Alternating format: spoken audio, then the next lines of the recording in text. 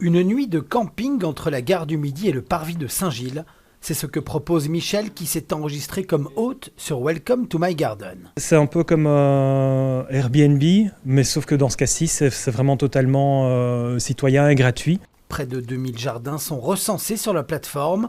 Les voyageurs et l'hôte sont mis en contact grâce à un chat. La dernière fois, ce sont des Flamands qui m'ont demandé si c'était libre. J'ai dit oui. Et le soir, j'étais toujours au travail, ils m'ont envoyé un message en disant on est devant ta porte. Donc voilà, ça dépend.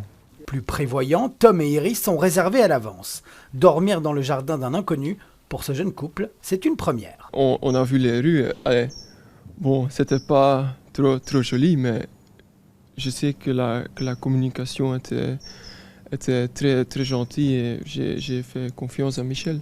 Pour ces voyageurs qui sont venus à pied depuis Grimbergen, le camping en ville a ses avantages.